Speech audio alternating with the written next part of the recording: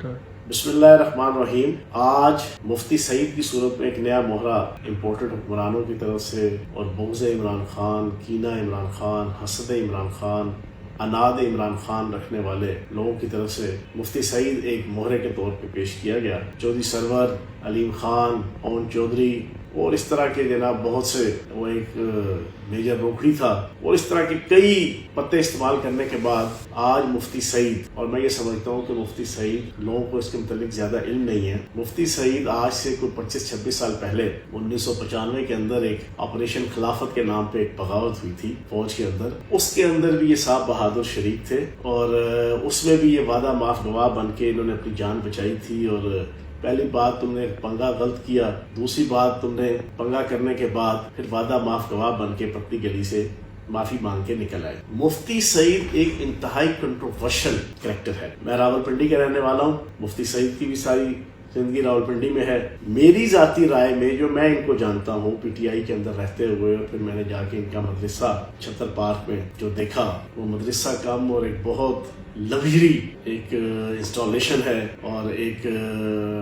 Premises ہے۔ میں سمجھتا ہوں کہ مفتی سعید عالمی سطح پر کچھ عالمی طاقتوں کی طرف سے فیسیلیٹیٹ کیا جانے والا فرد، اور عالمی طاقتیں غیر ملکی کچھ پاورز انہیں اپنے مقصد کے لیے استعمال کرتی ہیں ہمیشہ، اور اس کے صلے میں ان کو فیسیلیٹیٹ کیا جاتا ہے، باوجود اس کے کہ نہ کوئی مرید ہے، نہ کوئی چاہنے والے ہیں، نہ کوئی فالوورز ہیں۔ لیکن اگر آپ مدرسہ دیکھیں گے تو کروڑوں روپے کی مالیت کا بنا ہوا انتہائی لگژری، نفیس، نیٹ، کلین اور ویل ایکوپڈ جدید سطح کا جناب آپ کو جو مدرسہ نظر آئے گا، اس سے صاف پتہ چلتا ہے کہ ان کے پیچھے اس کو فنڈنگ کرنے والے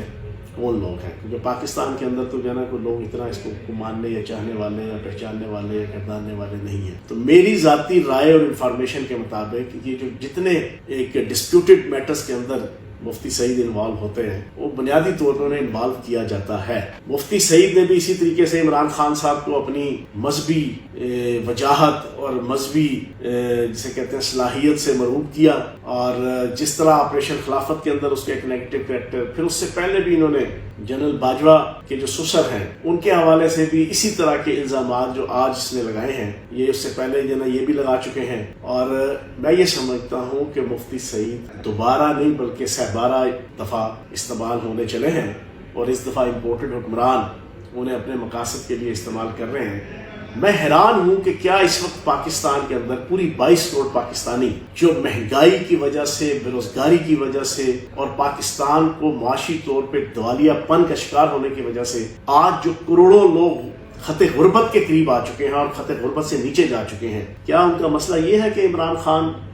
کی شادی کے وقت ان کی عدت اور مدت پوری تھی کہ نہیں تھی؟ کیا آج پاکستان کا یہ مسئلہ ہے؟ کیا آج پاکستان کی وہ عوام،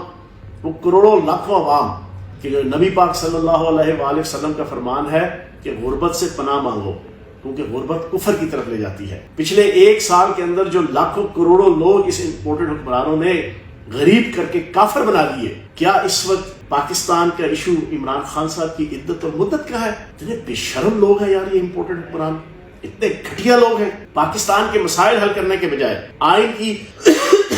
دھجیاں اڑا دی گئی، آئین کو پس پش ڈال دیا گیا، آئین کو پامال کر دیا گیا، آئین کے اندر 90 دن کے اندر الیکشن لکھے ہیں، لیکن اپنی ناجائز سیاسی مالی خواہشات کی وجہ سے اس کو تہہ تیغ کر دیا گیا۔ اس کی طرف کوئی توجہ نہیں، عوام کی طرف کوئی توجہ نہیں، ریاست کی طرف کوئی توجہ نہیں، ریاست کے رٹ کی طرف کوئی توجہ نہیں، ریاست کی بقا کی طرف کوئی توجہ نہیں۔ توجہ ہے صرف عمران خان کو ذلیل کرنے کی طرف، عمران خان کو ڈیگریڈ کرنے کی طرف۔ تو میں یہ سمجھتا ہوں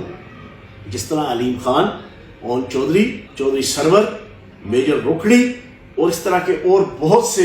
بدنام زمانہ کریکٹر اور ایکٹر ناکام اور نامراد ہوئے، یہ مفتی سعید بھی ذلت اور رسوائی کے گٹر اور ذلت اور رسوائی کی نالی کے اندر جو ہے وہ بہہ کے نکل جائے گا انشاءاللہ۔ بہت شکریہ۔